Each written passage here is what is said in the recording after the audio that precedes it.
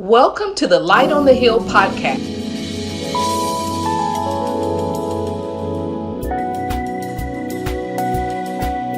An outreach of the Greater Mount Zion Ambassador Ministries in Crowley, Louisiana. Our leaders, Reverend Keith N. Matthews, pastor, and his wife, Evangelist Annie Matthews, believe that every word of God is true, and we are thereby under a God-given mandate to make His Word available to everyone. The Light on the Hill podcast features the weekly Sunday sermons delivered by Pastor Matthews, Evangelist Matthews, and other speakers. Listen and be blessed by God's Word through His anointed servants.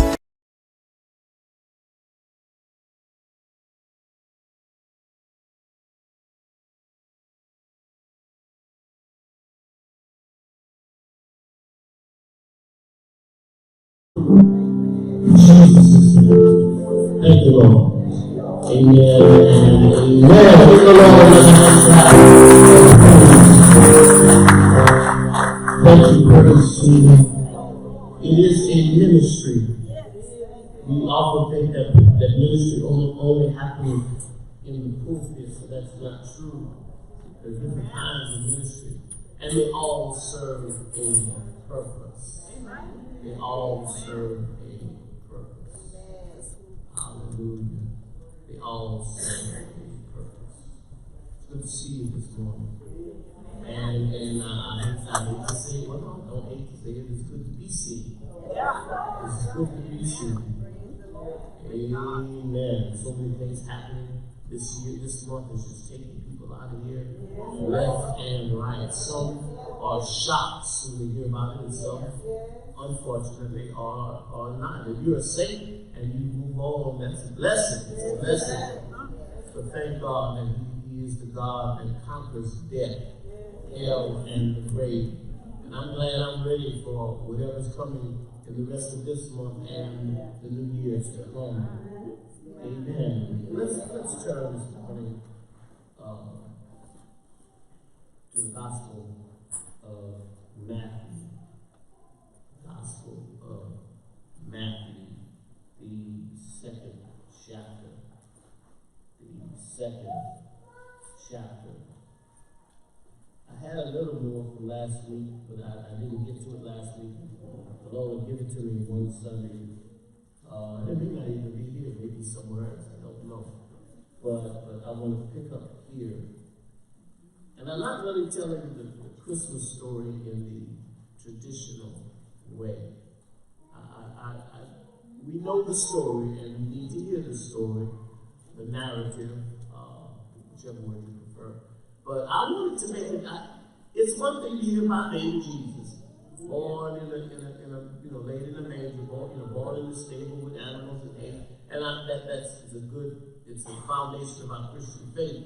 Yes. But we need to be able to bring it into 2019 and carry it forward into 2020. Amen. It has to affect us some kind of way. It has to be practical and have a meaning for us some kind of way. It's my purpose today to help us make the transition from 19 to 20. Man, I'm nearly done with my devotional book for 2020. It's called 2020 Vision. I haven't gotten the title exactly right yet, but it's going to be 2020. It's going to be an Amazon Kindle book, and I'm just doing the final edit on it right now. You can't just type it up and ship it. It has to be done in their format. Amen. So that's the point where I am now.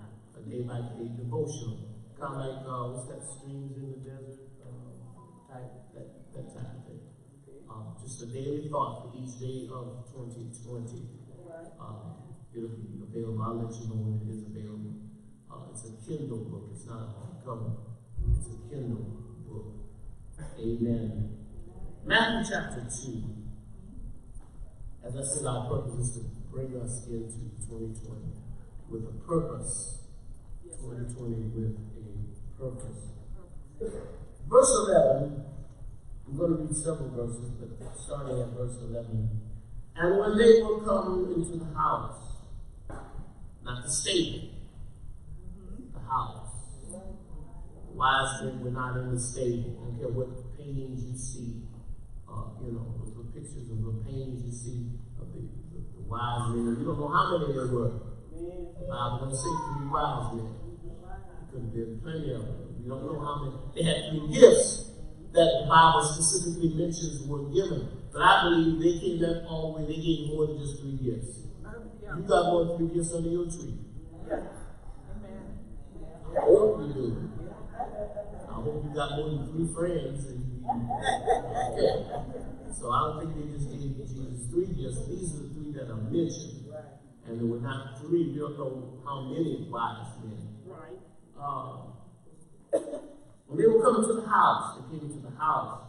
Jesus was not a baby. The word in the Greek for Jesus was brephos, which means toddler, young child, a toddler. And they saw the young child with Mary, his mother, and fell down and worshipped him. And when they had opened their treasures, they presented unto him gifts, gold and frankincense and myrrh. Also,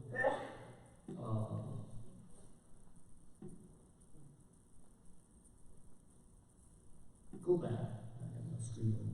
My phone on the screen. Matthew chapter 2, verse 1 and 2. Just back a little bit. Now, when Jesus was born in Bethlehem of Judea, in the days of Herod the king, behold, there came wise men from the east to Jerusalem. Jesus was already born. Listen to the question. Where is he that is born King of the Jews? For we have seen his star in the east, and are come to worship him. Then Herod, when he had privily, this is verse 7, I believe, yes, down to verse 7. Then Herod, when he had privily called the wise men, inquired of them diligently what time the star appeared, and he sent them to Bethlehem. Now go to verse 11. And when they were coming to the house, they saw the young child with Mary his mother, and fell down and worshipped him. And when they had opened their treasures, they presented unto him gifts, gold and frankincense and myrrh. This morning, like I said, I want to get you ready for 2020. You just don't. I remember back in the 60s and 70s, I believe, there was a show called Bewitched. And she would blink or wrinkle her nose and mouth. That's what Jeannie blinked. Would wrinkle her nose and mouth, and they get a little sound. And all of a sudden, things would just fall in place. Many times, we feel as though life should just fall in place. Because we want it to. Something pops in our mind, and we feel as though it should happen right then. But much of life requires a process. Process. And I'll tell you this, be careful of stuff that happens real quick. Right, yeah, right. Don't be like the catfish. Swallow stuff whole, just swallow. You have to examine some things, look at some things. As they take fold, as they unfold, and what have you. Life happens not instantly, but in the process of time. That is why time is the most precious thing you have. Because it's limited. You only get so much of it. And knowing that, it doesn't make sense. We will fall into the trap of being easily disappointed if things don't happen the way we want them now. The wise men, they heard and they saw. I'll get to that in a minute. And they made what I want to entitle this message for you today. They made preparation. Okay? Preparation. Preparation. You have to be, if you're going to be successful in the upcoming year, you have to be prepared. You're going to run across a lot of people who go through life unprepared. They run out of cigarettes because they're not prepared. Somebody drinks the last soda out of the refrigerator. And now you're thirsty.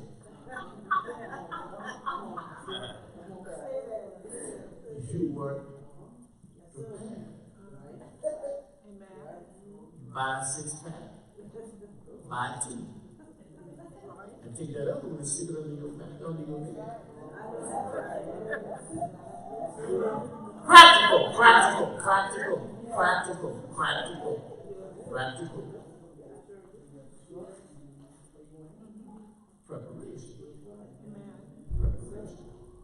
Because you know you are living in a house and living in a community and living in a nation that is mostly unprepared. Filled with unprepared people who go through life bouncing around in an unprepared, random manner. You have to have a mind to be on course. You have to be prepared. Preparation is defined as the work or planning involved in making something or somebody ready, or in putting something together in advance. That's powerful. Right there, right there. That's powerful. Getting something together, getting somebody ready, putting something together in advance. Preparation. The opposite of preparation is reaction. You don't prepare for life. You don't prepare for your bills. You just react. Reaction simply means that somebody else has prepared. And somebody else has thrown the switch. Somebody else has pushed the button. Somebody else has hit enter on their keyboard. Somebody else has prepared. And because you have not prepared, all you can do is react. When someone is moving forward, you're backpedaling. Because someone is marching forward, at best, you're watching them go by. And many people go home and wonder, why can't I do that? Why can't I have that? And they take their spiritual energy, their faith, they take their spiritual force that lies within every one of us. The Bible says every man is given the measure of faith. But we take that faith, that spiritual energy, that positive, physical, spiritual energy, and turn it into jealousy. The energy of faith is turned into the negative energy of jealousy, and it burns like fire. Fire can light your barbecue pit and cook your food. And the same fire can burn your house down. It all depends upon where it's applied. Where are you applying your energy?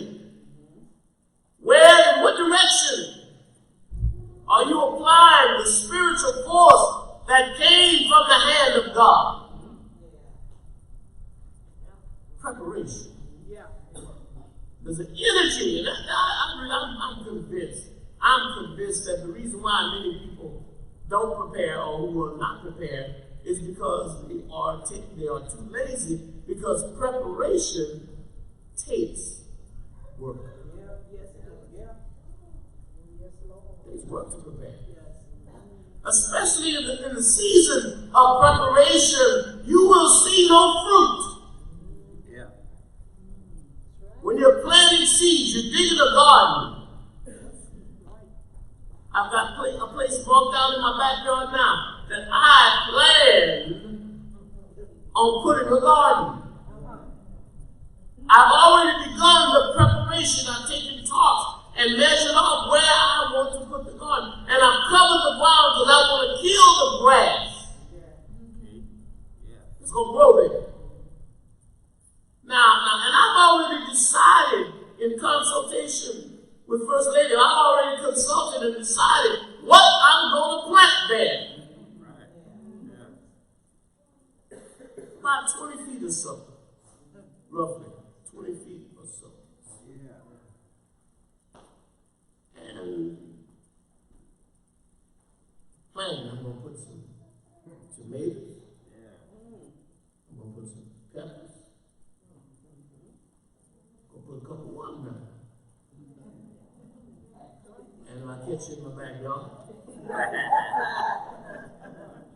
I'll do like raining, you can take some rocks off.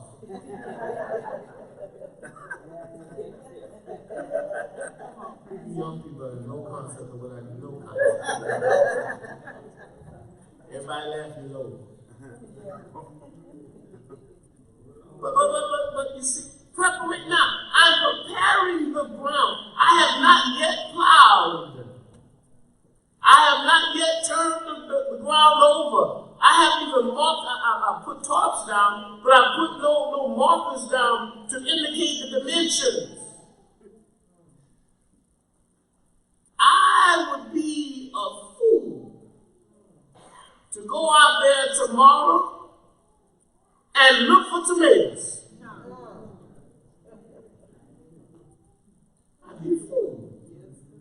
I haven't even planted them yet.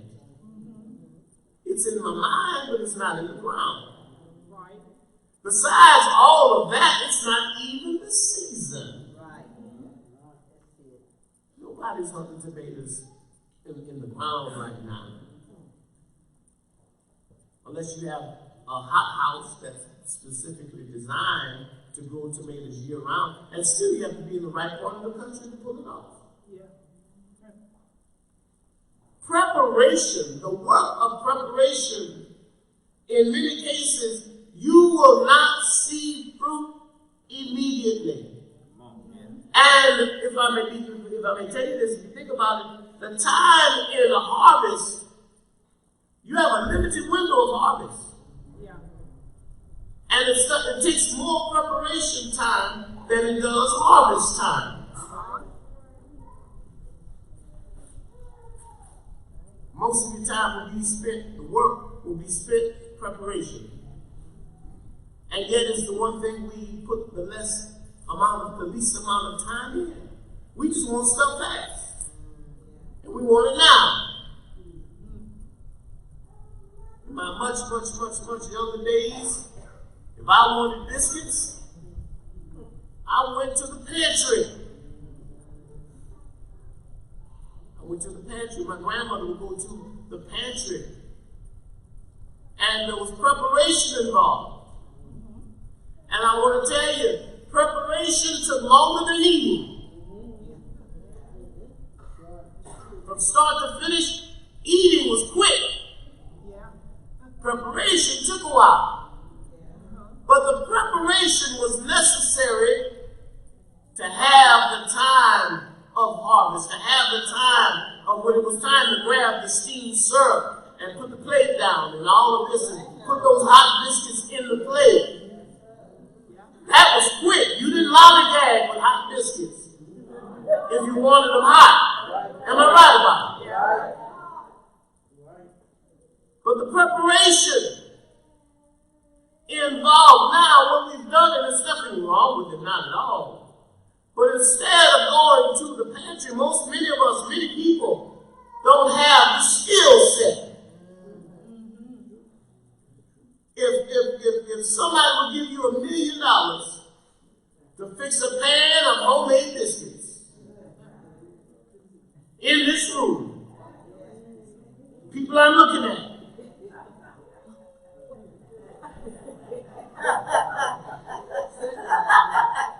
Nah, I covered everybody. Would not have the ability. What you mean? Go to the pantry? Ain't no. I'm going to Popeyes. Popeyes has become our pantry.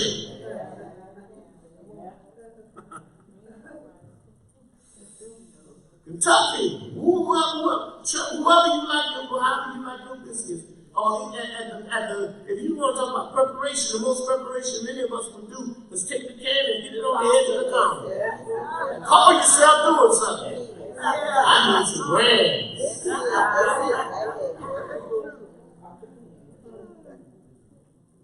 Nothing wrong with it. I'm not preaching against them. They good.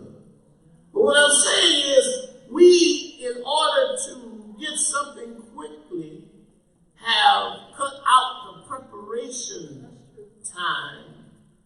And I'll tell anybody, wasn't no biscuits better than grandmama's biscuits.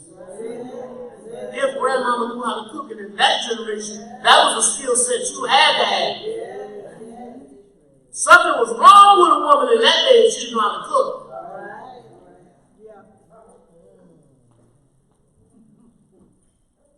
That's all I'm just talking about, the ability to prepare. Your life requires preparation. And if you don't prepare, somebody else will be more than happy to prepare your life for you.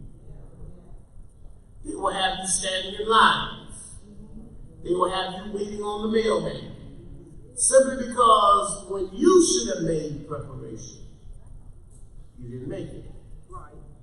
School is a place of preparation. Young people, it hurts my heart sometimes to be in a school and seeing young, strong people wasting their preparation time. Yeah, right. The time of youth, when you're strong and you have a good mind. And I hear they can recite the lyrics of a song, syllable for syllable, in 3rd and 2nd and 1st grade. They know that they can recite it. With the beat, they can recite it. They can, and some of them know the steps, the dance steps that go with it. That's right. And at home, baby, show your auntie that dance. And the child just gets to step. Oh, just go get it, girl. Get it, girl.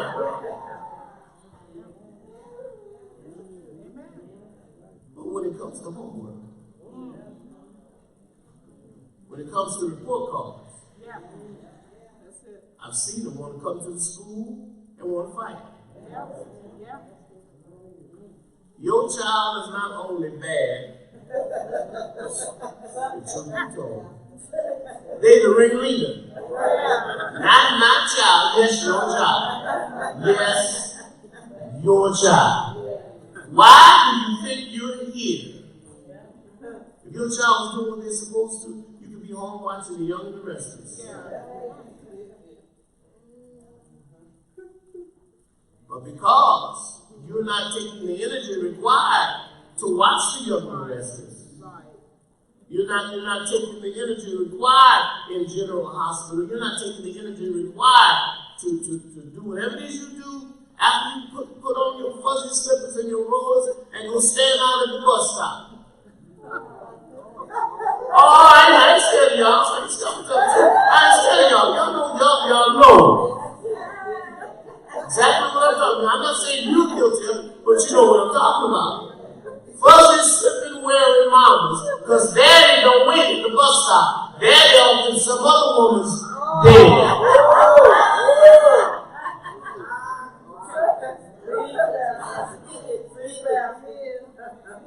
Remember that old commercial for Search 2 minutes? 2 minutes in one. He got two fools in one.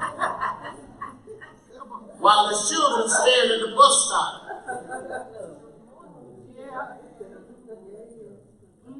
Because no preparation was made. No preparation was made. No preparation was made. Yes, sir. Take that energy that you spend doing that and make sure your child has homework done.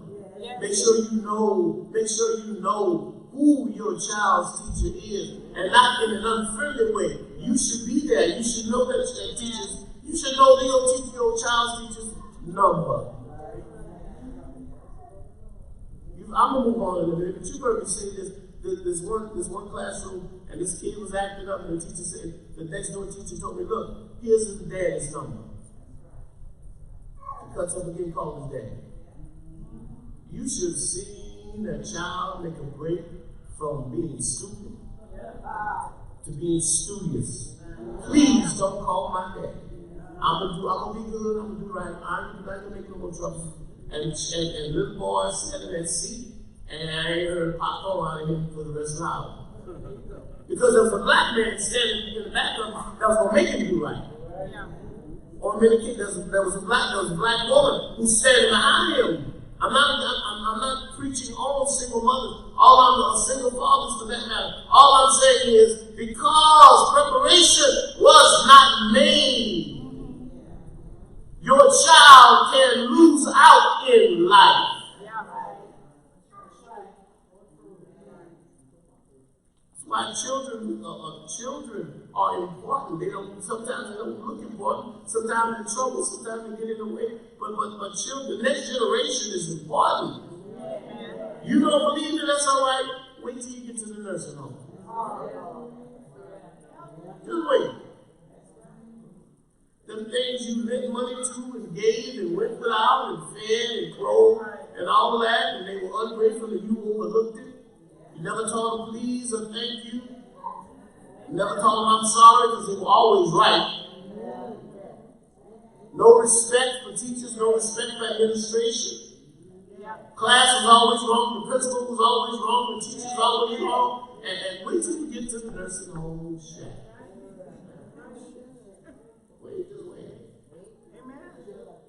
Because no preparation was made. I'm talking about preparation now. Preparation. This child got to get old. I got to get old. This child has to get old enough to know and understand that there's coming a day where I can't do for you no more. And if anything, you don't need to do for me. In the few years I have left, you can do for me. Do something. Do something. But because no preparation was made, no preparation was made. I'm moving on because I made some of you uncomfortable. I apologize for that from the depths and bottom of my heart. And you believe that, I got Crowley Bridge on my side. Because I'm telling you the right thing. We've reacted for so many things and have reacted to the actions of so many people that we've forgotten how to prepare. First of all, in order to prepare, I'm going to do this real quick. In order to prepare, first of all, you got to have a vision. Having a vision is the opposite of having a reaction. A reaction many times is because you didn't have vision. You couldn't see it coming. You couldn't see it coming down the street. You couldn't see when that blue light was flashing. You didn't see that it was coming to your house. Gotta have vision. Gotta have vision. Because the Bible says without vision, people perish. Neighborhoods perish. Cities perish. Nations perish without vision. For 2020, do you have a vision for 2020? Have you completed your vision? See, wasn't that long ago we were talking about in January? We were talking about what's going to be at the end of this year. Have you accomplished? Some goals have been accomplished, I hope, and there are others who are on some visions that are ongoing that's going to carry over into 2020. But my question is, how will you know when you get there? How will you know when you get to where you're you're supposed to be if you don't know where you're supposed to be? Yeah. In other words, how do you know when the biscuits are good? How do you know? Because if you don't, if you've never prepared, how will you know? See, some of us react to the smell of burning biscuits. Huh? I'm keeping it plain. Some of us through life, we go through life reacting to the smell of burning biscuits. You put them in the oven, but you fail to set the time. You fail, thank you. You fail to set a time limit on your dream. You fail to set a time limit. And when you fail to set a time limit, your biscuits will burn. You will take something that should have been to your benefit. You will take something that should have been for your enjoyment, for your nourishment, and turn it into something edible. You will take something that should have been able to be eaten and turn it into something that will fill your trash can. See, when you go to Popeyes, even if you can't make biscuits, when you go to Popeyes and they hand you some burnt biscuits, you get mad, rightfully so, because they're in the business of preparation. What we cannot do, what we will not do, they're in the business of doing it. And we will not tolerate something that is not performed properly when we're paying our money for it. Why? Because we know what the biscuit is supposed to look like. And because they didn't turn their timer on, it's digital now, it's not a knob anymore, it's digital. Because they didn't turn it on or they ignored the warning. Their biscuits got hurt, and now they want to hand them to me? No, indeed not. But that shouldn't be, because we ought to know what it looked like. We ought to know what success looks like. Many times we pray for stuff, but we don't know what it looks like.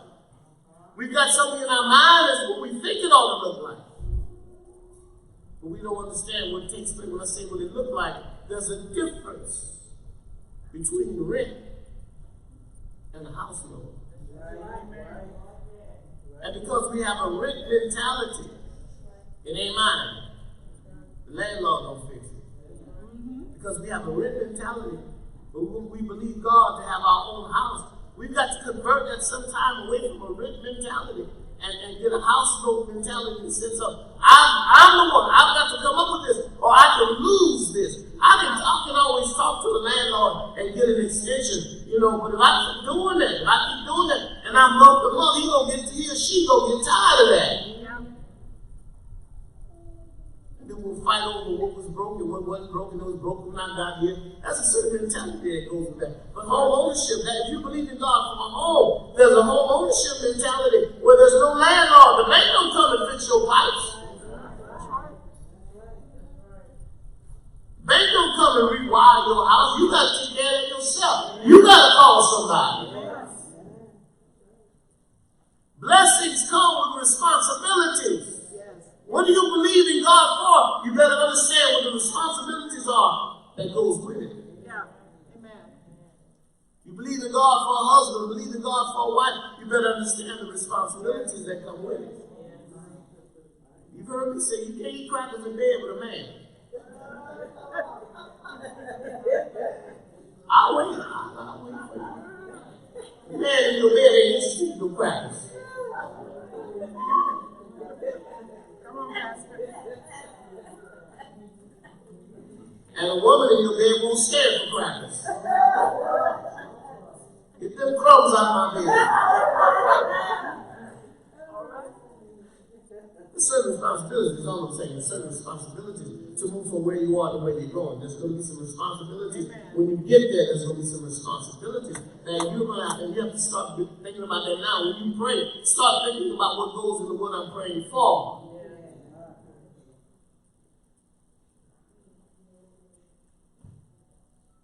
When you you talk about preparation. Next thing I talk about for a minute is motivation. Why do you want what you want? They said, we see the star in the east. We've come to worship. We've come to worship. What you're believing God for, your vision for 2020, what you're believing God for, what is your motivation? Is it because somebody else got it and I wanted to? Is it because they make it look so easy, I think I can do that too? I'm going to tell you something. People who make things look easy have done it so many times that for them it is an easy process, but for you, just stumbling up and want to do it, you'll find you can't do it. You've got to understand your limitations. And Lord, help me with my limitations. Expand my borders. First thing God ever did when you prophesy, when you would prophesy a blessing on somebody, you let them know, untie the cords on your stakes. You got to move this thing. You got to broaden your borders. You can't stay with the same mentality you have now and want my blessing, which is greater. You can't have a nickel of mine wanting dollars in your pocket. You can't have a nickel of mine. You can't have a pitch in your mind. Why should God bless you if you won't pitch? God don't like his blessings pitched. So I'm messing some of you up because you won't let my monetary blessing, but the idea of returning some of it or pushing some of it in another direction bothers you. The idea of giving bothers you. And yet giving is the key to financial expansion. Yes. Yes. Because he said, I'll give it to you, pressed down, shaking together, running over. But pressed down, shaking together, and running over. There's going to be some giving involved in this. There's going to be some presentation made to people that don't benefit you. That comes with the financial blessing. And before you can ever break through into financial freedom, you've got to understand it's going to cost you something. God already got his blessing in store. Why do we need you to store it? Take that for a second. Think about that for a minute. God already has his blessing in store. It's already put up. It's already packaged. It's already in place. What does he need to give to you so you can package it and put it in place and sit on it and squat on it and never be a blessing to anybody else? Why should we make the transfer? Why should God make the transfer of blessing to you? What is your motivation for wanting the transfer? What is your motivation? What motivates you to want to get to this place in life? What is motivating you? Is it the glory of God? And because God knows what you will do with the blessing, many times you withhold your blessing from yourself because of what you're doing with what he's already given you. Motivation. And after motivation comes preparation. In order to get something, in order to understand preparation, you've got to understand, what do you need to get there? What do you need to get there? And what will you need once you get there? They gathered. When they saw the star, and the historian states say that they saw the star, either of Daniel's writings, because they came from the east, they came from Persia, which is modern day Iran. They either heard the prophecies of Daniel or they heard the prophecies of Balak. Balak said, I see star arising out of Jacob. Not now, but later on, it's going to be the star is going to arise out of Jacob. And they saw that. And they prepared themselves. They made preparation. This journey, this long journey, somewhere between 400 and 900 miles, depending upon what part of the east they came from, what part of Iran, Babylon, that they came from. They needed water, a source of water, which means they need, first of all, they needed a map. They needed some way to follow. They needed something. They followed the star, but they had to still navigate the terrain. Desert, mountain, they had to know how to get around here and go there. They just didn't strike out. Like many of us just, let's go to Houston. Sure, okay, come on. Jump in. Ain't nobody made no kind of preparation. Don't know what you got in your purse. Don't know what you got in your wallet. Just go. Let's go. Just go. No packing. You don't know if you're going to end up having to stay overnight. You don't even have a toothbrush. Don't know where you're going to stay in case you had to stay over. Didn't pack nothing, just went. Preparation. They had a 900-mile journey. They needed to prepare. What animals are we going to take with us? What are we going to feed these animals? It's not your car. It takes gas. Yeah. You jumping in the car going to Houston, you jumping in somebody's car, and you don't know where the needle is. Didn't bother to look, E or F. Didn't bother to look, just jumped in and don't know what you got in your purse, don't know what you got in your wallet. But when it comes time to put gas, I'm going to have to get you, baby. We on E, and we in Beaumont. Somebody will come up with a credit card or cash or a bright smile or something. You better tell this man something because we need gas. No preparation. No understanding of what it takes to get to where I'm going. And then when I get there, now what? They said we saw his star in the east, but we packed our camels. The star, the vision by itself will not get you there. We packed. We provided food for our camels because there's nothing to eat in the desert. We had to bring the food. We had to bring our food. We had to bring change of clothing. We had to find places for water. We had to do all of that. That was involved. And see, many of us have the vision in mind, but don't know what it's going to take to get there. And then once we get there, who do we talk to? Who do we see? They came and asked the question because they didn't know the answer. Where is he? They knew who they wanted to see. They knew their goal. They knew who they wanted to see. But they didn't know where he was. Where is he? And they had a specific goal in mind. We want the one who was born King of the Jews. We don't want Caesar's hand-picked puppet. We don't want somebody that Caesar appointed as procurator, as king.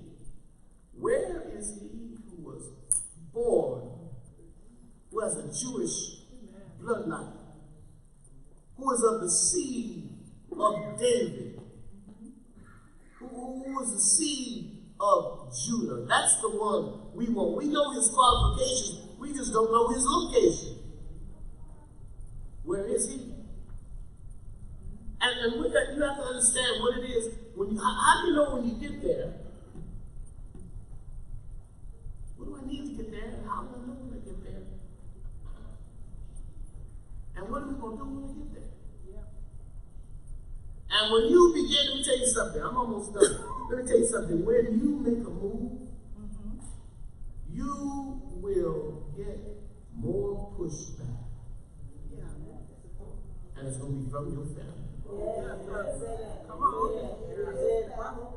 You got to know that. You got to get that in your spirit and understand where the pushbacks can come from. Your neighbors can flat their and let me just put blessing in a very mundane way. When you drive in your driveway with your new car, your neighbors will not care. They'll be hanging, oh, that's nice, yeah. Oh, that's a nice car, pretty, nice car. They're done with it. But it's going to be your cousins. It's going to be your in-laws. It's going to be family. That's going to give you trouble about your stuff. It's your family that's going to give you trouble about your vision. What you desire to do, what you believe in God for. Joseph got in trouble not with his neighbors, but with his brothers. Joseph's neighbors didn't plot, his brothers plotted. spent conversations about him. People will have conversations about you. You're going to be a topic of many conversations when you begin making your 2020 move. When you reassign and collect all of the things in 2019, the steps that you've taken so far, and you begin to push them into 20, you child, you're still fooling with that. You're still doing that. And it's going to be the people who are doing nothing. Because people who are involved in something practical and worthwhile are happy to find a fellow person on the road on their journey. It's good to see somebody who also has a vision for their life. I found out in school the good students hang together. Good students hang together, they study together. Why? Because they know that each one is after the same thing. The party people hang together. Birds of a feather flock together. Because they have the same goal in their little group. I tell them I about you. But we hang with. You say that again. I tell them about you. But we hang with. Just find out who's look in your phone log, look in your contacts. Tell you exactly what kind of person you are, because birds of a feather flock together. You hang with messy people because you like mess. You may not be the instigator of mess, but you're certainly the recipient and the transporter of mess. Sometimes you have to notice somebody come up to you with some news. If you notice that every time something's going on, people come to you with it, it's because they expect you to transport it. I don't bring my packages. To Verizon. I bring them to UPS. Because UPS is in the business of transporting. Right. Some of you, you're not even in the business of it, you volunteer. You're a mess messenger. You're a mess messenger. People still tell you stuff because they know you're going to spread it. They tell you stuff, first of all, to see if you've heard it. And then you got something to add to it, and if nothing else, you're going to spread it. They used to tell us, I'm almost done. They used to tell us when we were kids, dog bring a bone and take one back. You got to be careful in your conversation. Learn to be careful in the transition period of 2019 and 2020. You need to vow to yourself not to be the transporter of news. You've got to not, Sister Baker would tell us that all the time. She would tell us, don't let your ears be used for a trash can. You've got to begin to tell folks, I'm going to pray, but let's pray about that. You want to stop a lot of unnecessary and inaccurate information from coming into your ears? Tell the bringer of that information, let's pray. Hold that word and turn it right off. P-R-A-Y. Lay aside every weight. Lay aside every weight. Unnecessary, inaccurate news is a weight. Why do you need to know that so-and-so's husband is messing around on him? Why do you need to know that? Why do you need this information? Is it going to make you some money? Is it going to help your business? Is it going to give you a raise on your job? Is it going to put food in your children's mouth to know that so-and-so's husband is unfaithful?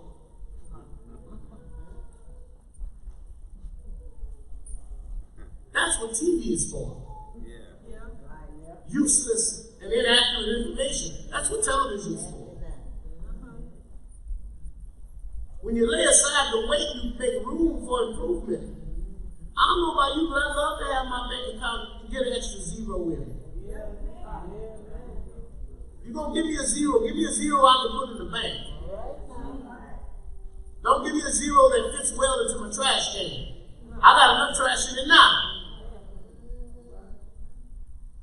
In order to make 2020 work for us,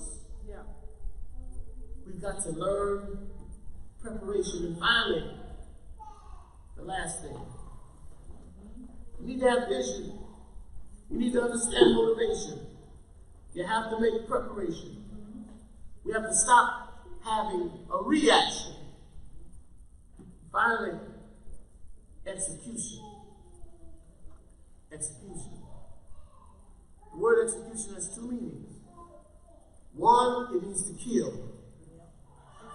Execution is a deliberate killing of something. It's made after a decision. Execution is made after a decision, usually a legal decision. We execute things. We execute people. But it also means not to kill, but to bring to life, to bring to fruition. Execute. We execute commands. We execute orders. When you're on your computer trying to do a diagnostic, there's an order that's called execute. And it's do it. Perform it. Yeah. Perform it. Talking is good, but execution is better. I've seen so many cars just in this town where people talk about fixing. Just drive down the street, you see all kinds of cars on the side of the road that people have talked about fixing. Fixing. And it's usually not pronounced properly. It's pronounced fixing.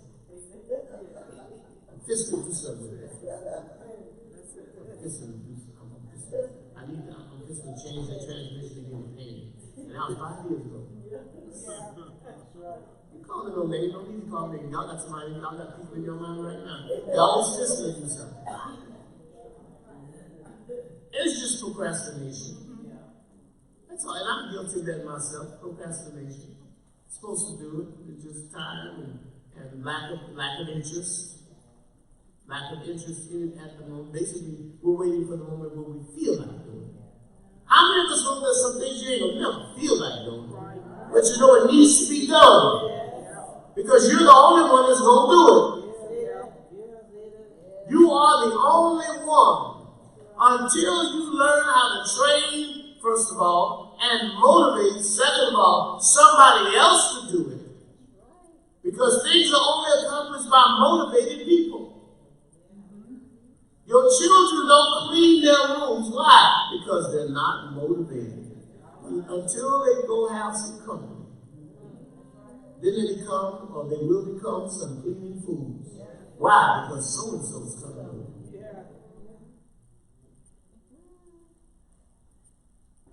Because we're not motivated to do it, we will not feel like doing it. Somebody got to make us shame about our weight.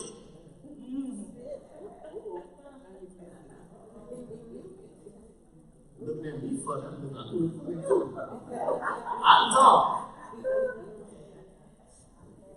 I got some nice clothes I could wear if I would, do something where I can get in them again. I'm not getting older. I know how to lose 10 pounds in a month. And it doesn't take that much effort. It will take some effort. It will take some effort. But until I am motivated, I'm going to use the personal pronoun so you don't feel so bad. Until I feel motivated enough, it's not going to happen. Ever. And I can change the personal pronoun from I to you. Until you feel motivated enough, and many times you got to be made shame. Embarrassment is a motivator. It's one of many motivators to make us do what we need to do, to make us feel like doing something. I look at that show, and I'm only on weight because it's an easy thing to comprehend and grasp. That show, My 600-Pound Life. It's interesting. These people are very large. Let me say, these people, you should look at it sometime. They're very large, very, more than just that. They're morbidly obese. You got to be 600 pounds to get into the program. And they come in. Now they bend their weight for a very long time. But either they've had heart trouble or something. Something has to happen to make them decide to even attempt. Because many of them say, I've let it go too long, I'm just going to finish my life like this. But something happens and they say, let me go. Let me go see if he can help me. Yeah. And they go, and the first thing they do is step on the scale. Yes. And the little thing is moving, and the little digits, the numbers are shifting and all that. And then they go to commercial. They want you hook now. You hook. You got to see how much this big man weighs. You got to see how much this woman weighs. So you roll through the commercials, which, by the way, a side note, is why TV is invented in the first place. You're not really there for the programs. They want you there for the commercials. That's a whole other time, a whole other day. But anyway, you watch the commercials. And then you come back and the little thing is still going up and down. And finally it hits the number. And they are looking face to face at themselves. The number reads 649.0. There it is. There it is. And the look on some of their faces is sad, but it's amusing. I'm just being real with you. It's sad. It is very sad.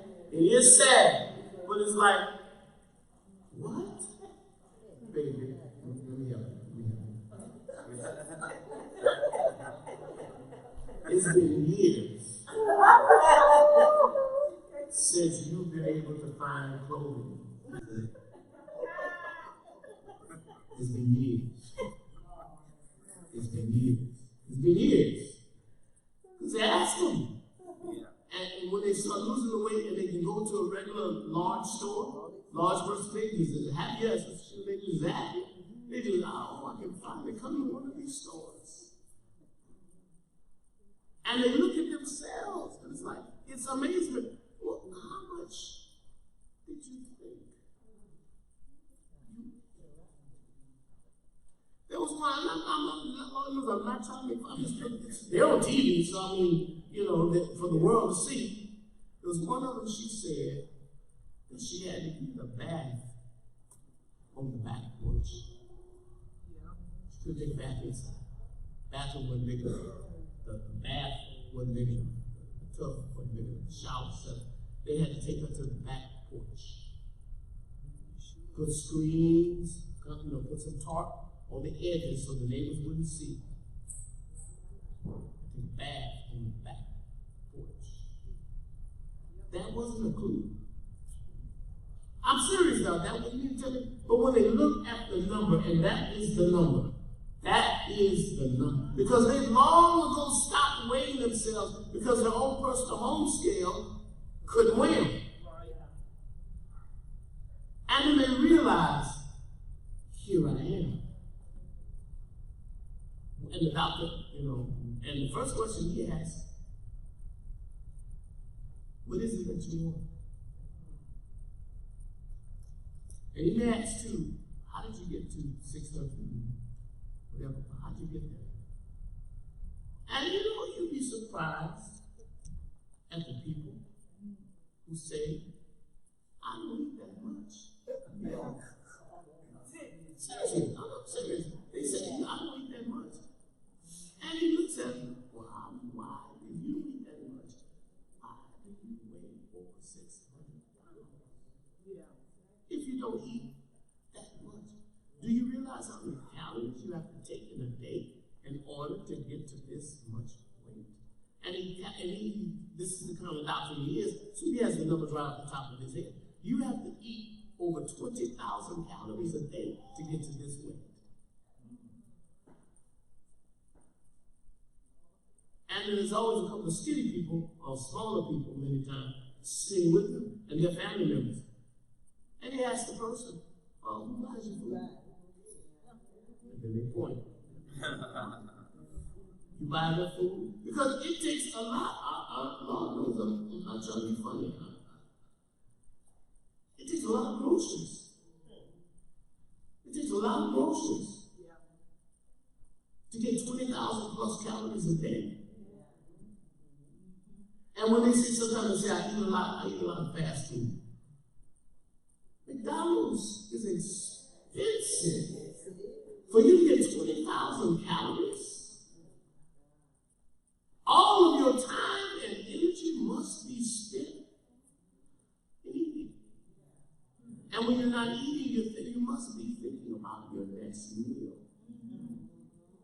And his point simply is, it's the same dedication it took for you to get to this weight. Because it takes a lot, literally and figuratively, of preparation to consume 20,000 calories.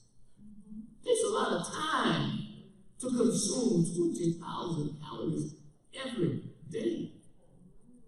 Even lions on the Serengeti don't get to eat that much every day. And they don't have to spend no money. The same preparation that you took on a daily basis to get here, in order for you to get to where you're under 300, is going to take that much and more, because it's harder to lose than it is to gain.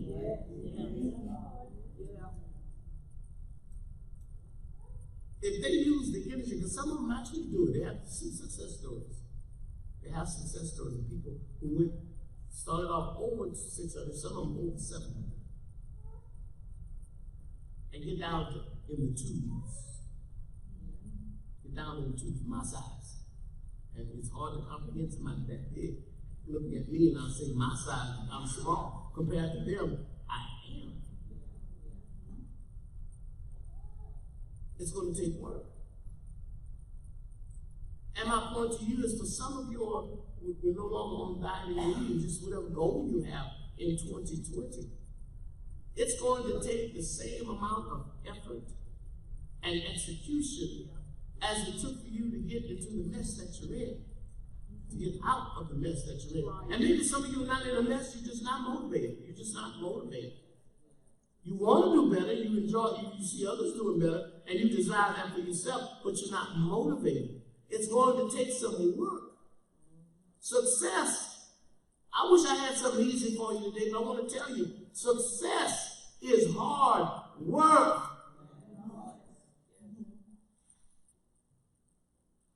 And the question is, looking at these wise men, what will you do when you get there? What will you do? That's the question God is asking you this morning. The thing that you believe in God for, the vision you have for your life, when you get there, what are you going to do? The man with the barns, with the crop, and his crop came in, and he said, I'm going to tear down my barns that I have now, and I'm going to build bigger barns.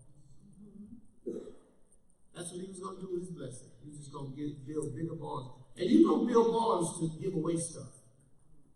You build barns to store stuff. If in your mind your blessing entails you enjoying your blessing by yourself,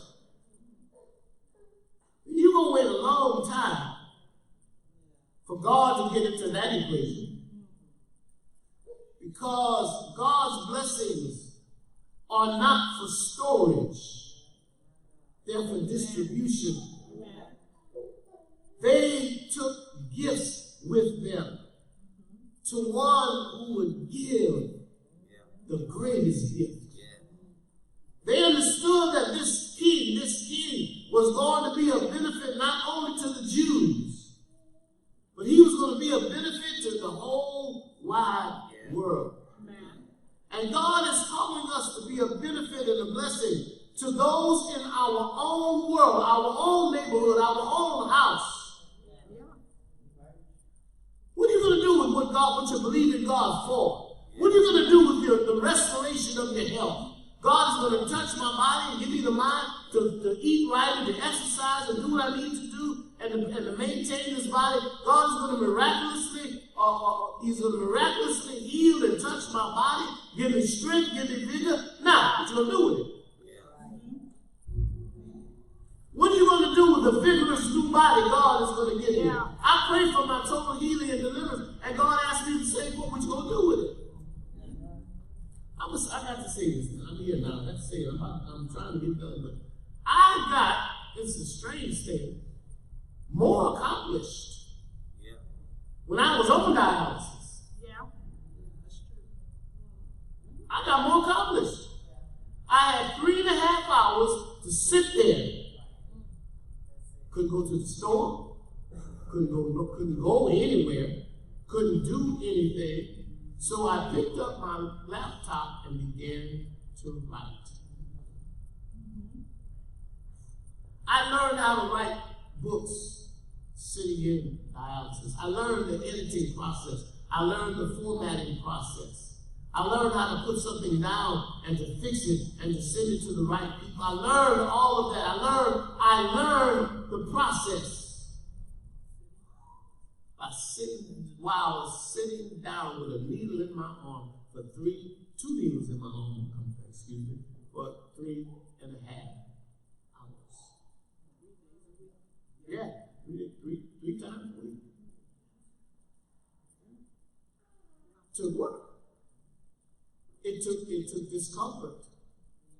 See, it's easy to make a resolution. I'm going to do this. You know why resolutions don't last? Because there's no work involved. Yeah. No work involved. I'm going to stop and quit eating chocolate until I see that first Hershey. No work. No work whatsoever. No work, no vision, no planning, no nothing. And you made no preparation for when you first saw your first Hershey bar of the new year. You had no idea what you was going to do when you saw one. You just said in your mind, I ain't eating no more chocolate. What are you going to do when you get there? Execute. What happens when you execute? Are you prepared? And I believe you believe in God for greater things than chocolate. I know you believe in God for greater things than chocolate. What are you going to do once it happens? What are you going to do when you arrive at the place for these wise men? When you arrive at the place where the child was? What are you going to do when you arrive at that place? They did 2 things. They worshiped and they gave gifts. This is the essence of what we are to do in church. We worship and we give. That's what we do. It's like a ladder. A ladder needs 2 legs. It needs 2 legs to have a ladder. And you cut any one of those legs off, you no longer have a ladder. You have a recipe for disaster. You have a recipe for disappointment. You have a recipe for pain. You have a recipe for embarrassment. Worship and giving. And in essence, they're connected. They are connected. This is why the devil attacks our giving, the thought process involved in giving. He will wrestle us to the ground when it comes to giving, because he shows us others who can give more because of their circumstances. He shows us what people are doing in other places with the money, preaching on all the money. Yeah. And unfortunately, in some cases, it is true. Yeah. But just because there's pollution in the air, does that mean you're going to stop breathing? Preparation. We're getting ready to pray. Yes, sir. Preparation for 2020. What is it that you believe in God for? What is it? What do you want out of God? What do you want out of God? I read letters from different people who ask for different, who pray for different things. Very few of them ask for money. Very few. Most of them wanted, nearly all of them wanted peace. They were tired of the turmoil that was in their minds. The turmoil that caused broken relationships. The turmoil that causes houses to fall apart. The turmoil that causes a rift in child-parent relationships. They were tired of the issues that were part of their lives that got them, for those that are locked up, that got them incarcerated. They were tired, and they wanted peace. They wanted peace. They wanted the ability to live in peace. They wanted restoration of bad relationships. It's the things that all of us want. We're going to pray because in order to have peace, you've got to prepare for peace. You've got to prepare for it. It will just happen. Pieces don't wash over you like a wave at the beach. You've got to prepare. You've got to forgive those that need forgiving. You got to let go of wrongs or past wrongs. You've got to let go of some people who persist in keeping up the wrong. You've got to let them go. So we're getting ready to pray. We're still God. At this time, we're going to ask if you need prayer to prepare for 2020. If you need prayer, I'm going to ask you to stand. I'm going to ask you to stand.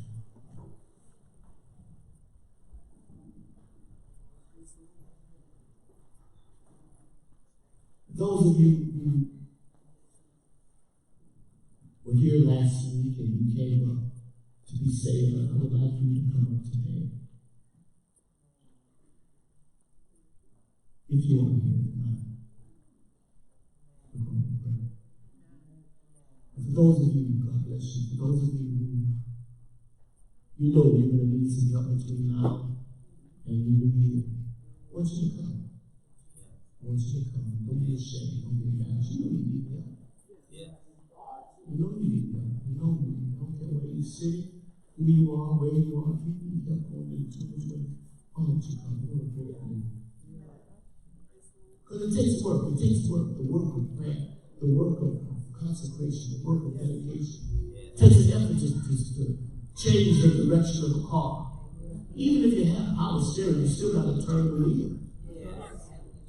It's going to take work to turn your life in a different direction. Why don't you come?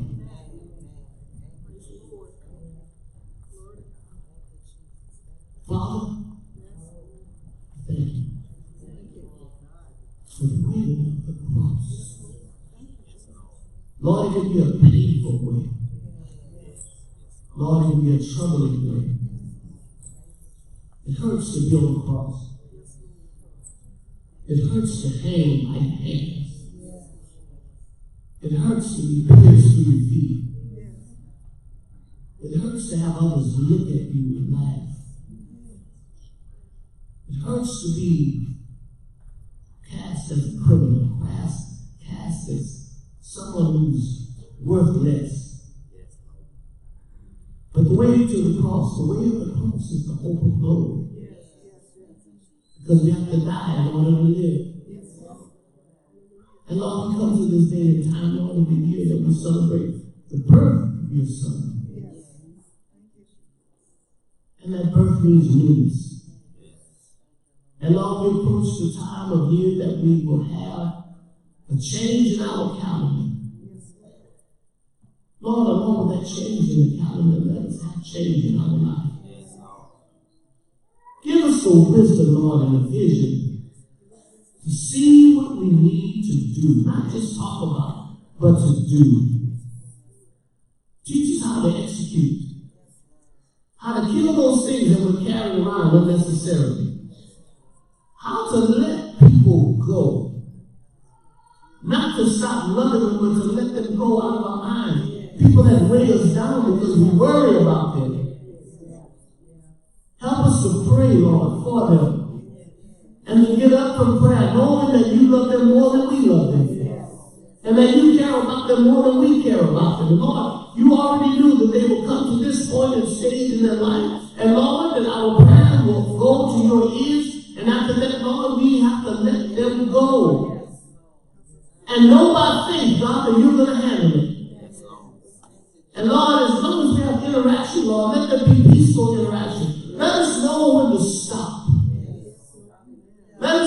to reevaluate. If we're the ones with self-control, Lord, let us exercise self-control. Nobody else is exercising control. Nobody else is exercising temper. No one else is exercising frustration. Stop exercising frustration. Let it be us. Give our feet the power to walk. Give our tongue the power to stop moving. And Lord, in the midst of all that, help us keep love in our hearts. Help us keep love toward people in our hearts. Not affection necessarily, Lord, not affection, but love, wanting their best, wanting their highest good, wanting you to bless them. And Lord, we understand that sometimes love means a distance. But we accept that because we understand it. You had to lead your disciples in order for them to get the best in their life. Because the Holy Spirit would not come until you had left. You loved them, but you left them in order that they might experience something better. Father, give us wisdom. In the midst of trial, give us wisdom. Give us wisdom, Lord, to obtain the kind of help that we need. Give us a vision for our life, where we're supposed to be. What you called us to do. The reason why you brought us to earth in the first place. You brought us here for a reason. Help us find that reason. And help us, Lord, prepare for the reason. Let us be ready to be able ministers of the gospel. Help us say a word in due season. Help us, Lord, to lift whenever necessary, to grab hold of something and pull and lift it up, to help our brother and sister in time of need. Give us the wisdom to know when to start and when to stop. To us, so that we can know when we're helping and when we're actually hurting. So, Father, we come to you today. We want to make preparation, Father. We want to prepare for this new year. 2019 is slipping away, but the opportunities of 2020 are on their way. Cause us to be pleasing in your sight. Help us to endure hardness as good soldiers. Give us the mind that what we're doing it for you. And we're doing it because of you. And so we have to share the tear, we have to cry, we have to feel pain. So be it, Lord, because you've got the grace to help us go through. Lord, remember every person that is hearing me today. Remember our country. Remember the people in charge, both in Baton Rouge and in Washington, D.C. Help us, Lord, to effect change in the way that we know how. Father, we ask all of this in the name of your Son, Jesus the Christ. And we thank you once again. Amen and amen. Give the Lord a hand clap of praise.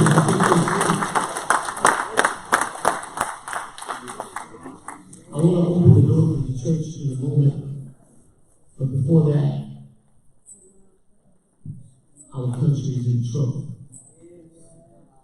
We may not realize it because we're insulated here in Louisiana, but our country is in trouble. And I'm calling this church and to every Christian in the city of Crowley, no matter what church you go to, what denominational persuasion. I'm calling you a Christian in this city, this Tuesday, declaring a day of consecration. Declaring a day of consecration.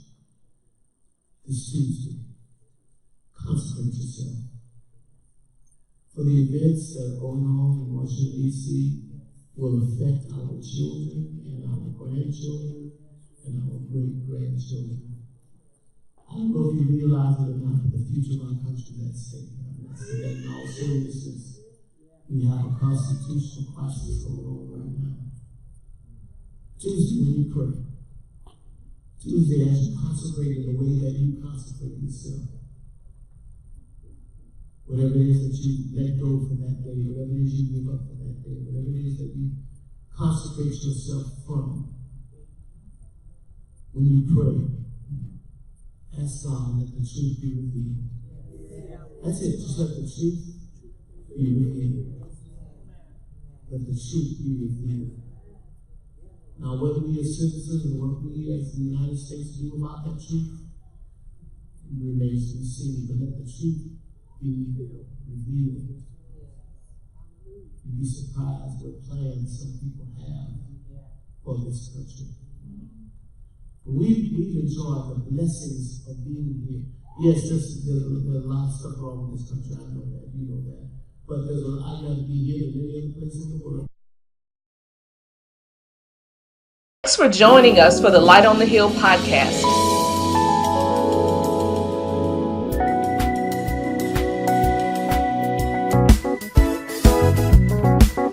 Our leaders, Reverend Keith N. Matthews, pastor, and his wife, Evangelist Annie Matthews, believe that every word of God is true, and we are thereby under a God-given mandate to make his word available to everyone. The Light on the Hill podcast features the weekly Sunday sermons delivered by Pastor Matthews, Evangelist Matthews, and other speakers. We trust the Word of God will accomplish His divine purpose in your life. This podcast is provided free of charge.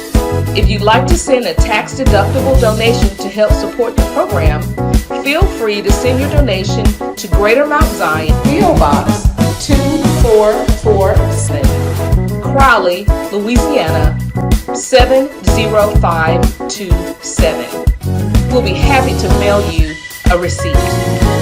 If you haven't already, please subscribe and share the podcast with your friends and family.